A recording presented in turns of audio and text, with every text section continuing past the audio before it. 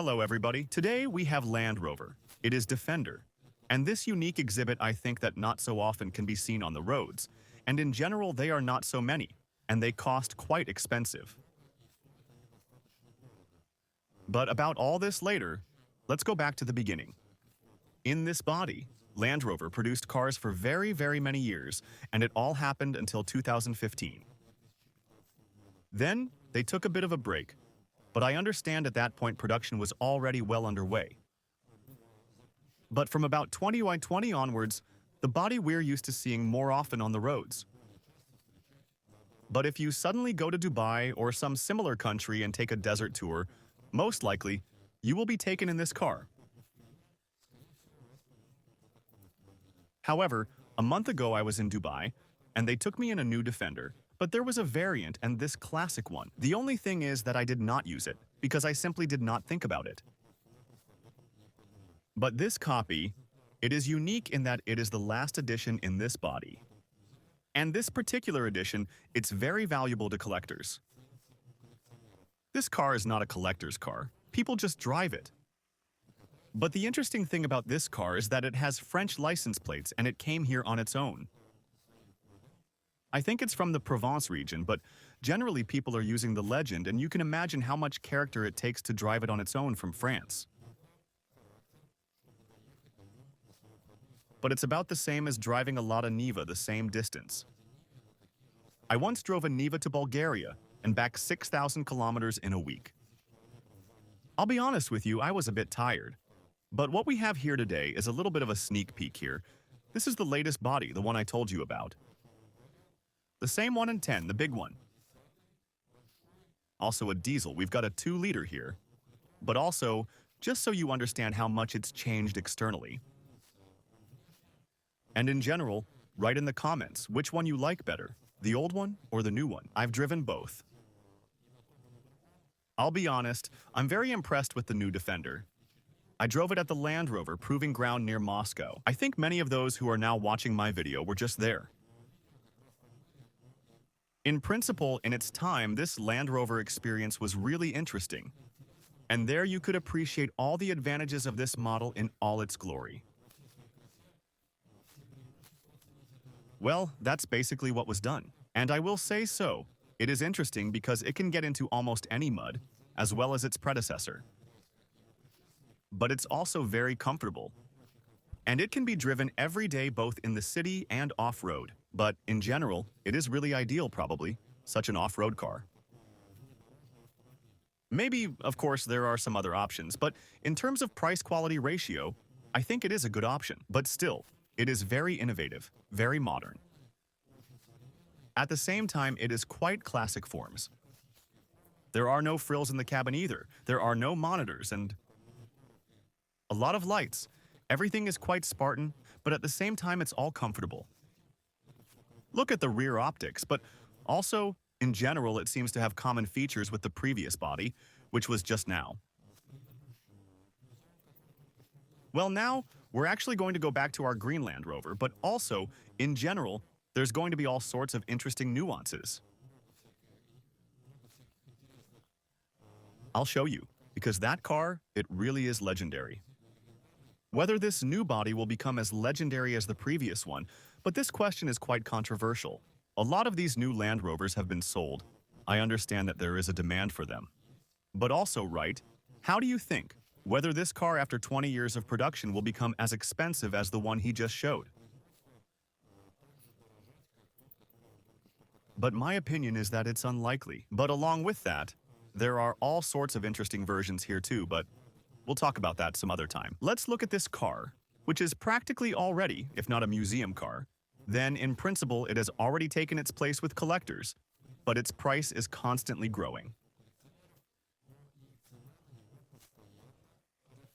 It's not like a Ferrari, of course, but it's a much smaller purchase. So, in principle, I think you can safely compare in terms of investment attractiveness with Ferrari because, well, in general, such a car, if you want to buy now without mileage, this is exactly the same, the last series. It will cost you more than 100,000 euros. But to be precise, I saw an offer of the same color. No mileage car, 140,000 euros. But maybe there is a little bit more expensive. maybe there is a little bit less. But as I remember, this car in 2015 in Europe cost 55,000 euros. You see, right? It has practically tripled in price in 10 years. I think it is a good investment, but we also had a lot of them at one time. And when the ruble fell dramatically in 2013-2014, of course, foreigners began to buy up these cars in Russia en masse.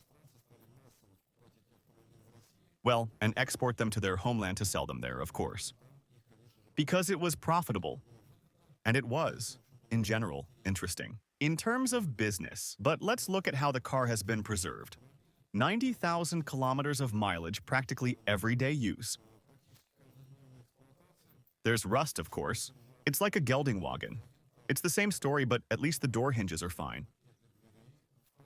But from the bottom of the front just now, where the axle is, where the suspension is, there's already traces of rust. It seems to me that this is all acquired during winter operation and here for traveling around Moscow.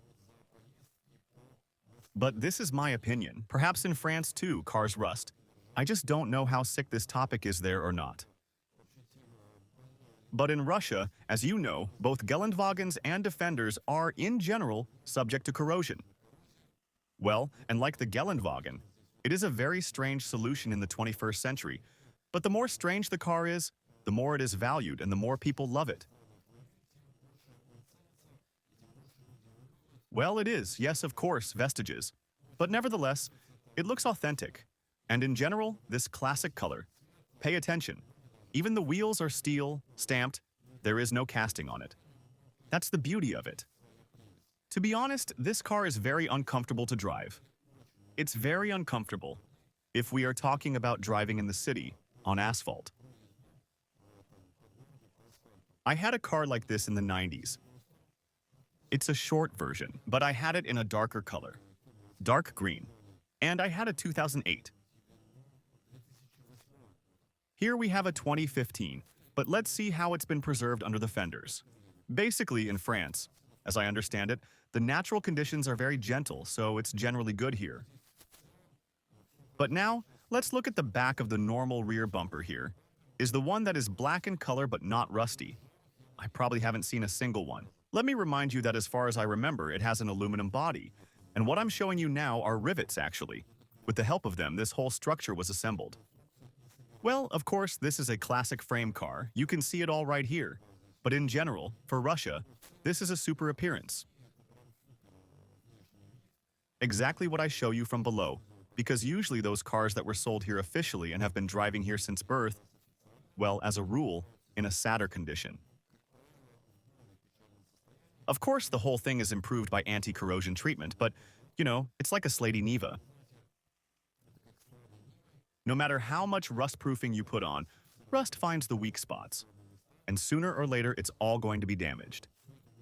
But you see, the rear bumper is no exception. I don't know where it appeared, in France or already in Russia, but if from my viewers someone is watching, those who live in Europe, write to us. How do you deal with it? This particular model, how rusty it is. It seems to me that, at least in the southern countries, there is no problem with it. I was in Cyprus at one time and I saw, for some reason, there were quite a few of these cars there. They were older, but there they were, of course. Bodywork was in perfect condition. Here, there are defects, but they are small. But as I told you, people are just using this car. Now they've brought it in to have the interior dry cleaned.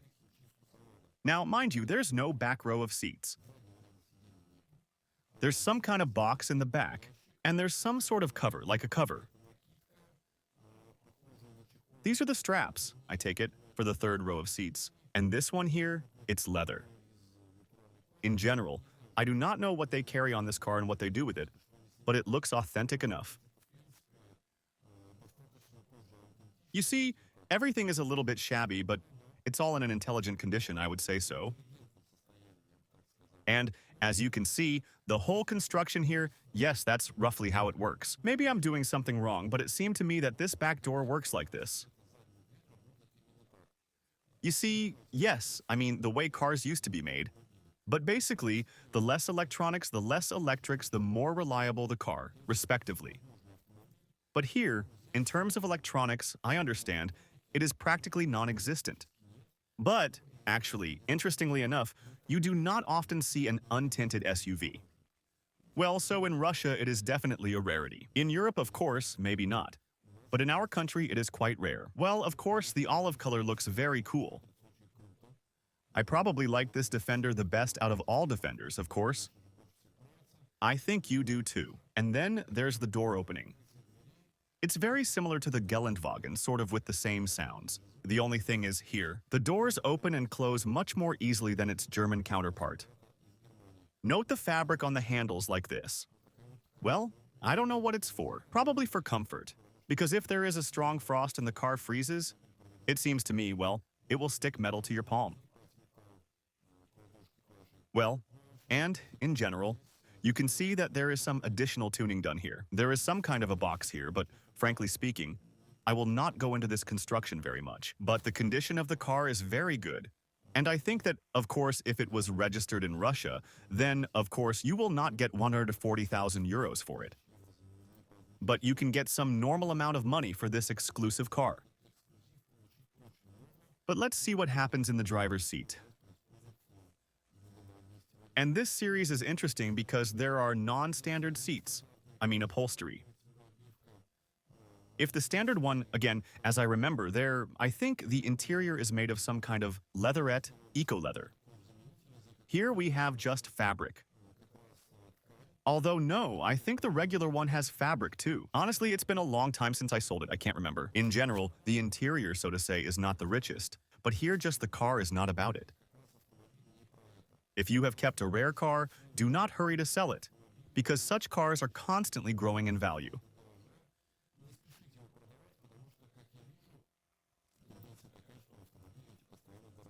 It's an interesting story only the Brits can come up with.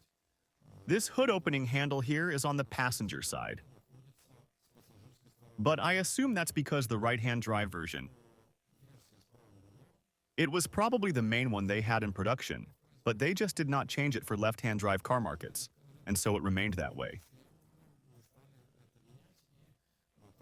But interestingly, the Aston Martin DBX, they have exactly the same story with the hood opening. They have that handle on the right-hand side. Here you see a diesel engine. If my memory serves me correctly, the same engine was used in the Ford Transit. I may be wrong. If I am wrong, correct me. Write what the motor was used for. But it seems to me that this is, I think, 2.4 diesel. Under the hood, everything is in good condition, as you can see for yourself. There is, of course, a little bit of rust, but there is a little bit of rust everywhere. I understand that there is simply no such thing as a stainless Defender, or those that were kept new in cellophane. Well, and somewhere in a good place. Again, they were stored. Then maybe you'll have it just right, yeah? But if it has traces of use, and it is not some southern regions, then most likely it will look like this, what I'm showing you now. These are these strange logos that I just showed you. I don't know what that is. Also write who is in the subject, what they mean. And there's a sticker like this on the front fender. I take it that this is some kind of straight-up limited edition. Well, the instrumentation, it's all standard. Again, you see, there is a Jubilee nameplate, but again, it is freely available, and as far as I understand, the owners of such cars like to put them on, well, in general, and on other cars that have nothing to do with the last issue.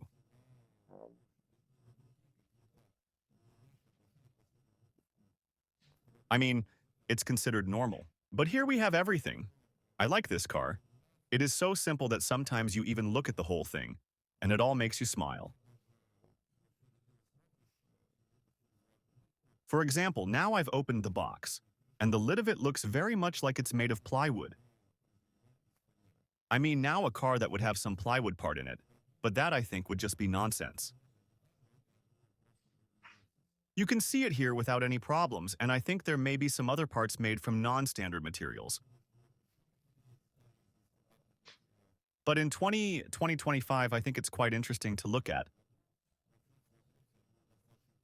But, and mind you, this car costs that kind of money, and it's kind of doubly interesting to look at.